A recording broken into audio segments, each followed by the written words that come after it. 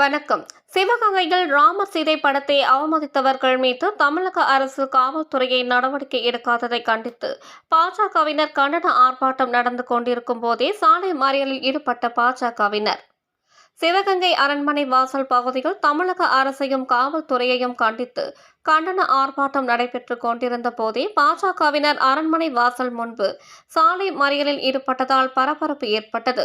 சிவகங்கை மாவட்ட தலைவர் மேப்பல் சக்தி தலைமையில் சிவகங்கை அரண்மனை வாசல் முன்பு ராமர் சீதை படத்தை காளையார் கோவில் பகுதியில் அவமதித்து ஒட்டியவர்களை நடவடிக்கை எடுக்காத தமிழக அரசு காவல்துறையை கண்டித்து ஆர்ப்பாட்டம் நடைபெற்று வருகிறது. ஆர்ப்பாட்டம் நடந்து கொண்டிருக்கும் போதே ராமர் சீதை படத்தை அவமதித்த நபர்களை உடனடியாக நடவடிக்கை எடுத்து கைது செய்ய கோரி சாலை மறியலில் ஈடுபட்டனர் பாஜகவினர்.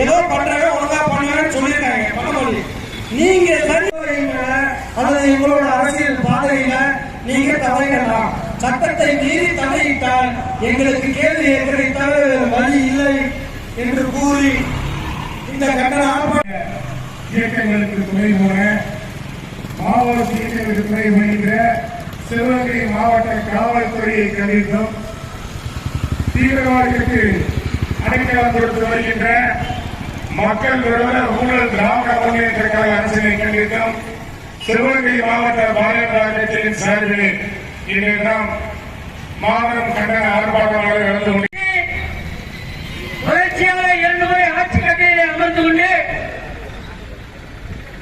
பிரதமர் நரேந்திர மோடி அவர்கள்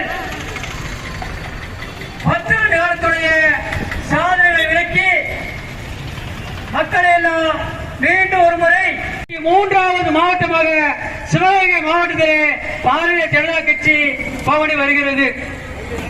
வரக்கூடிய நாடாளுமன்ற தேர்தலிலே காங்கிரஸை வீழ்த்தி மாநில தலைவர் அண்ணாமலை அவர்களும் ஒரு IPS அதிகாரி என்பதை நீங்கள் மறந்துவிட வேண்டாம். நீங்க போடுற வேஷம்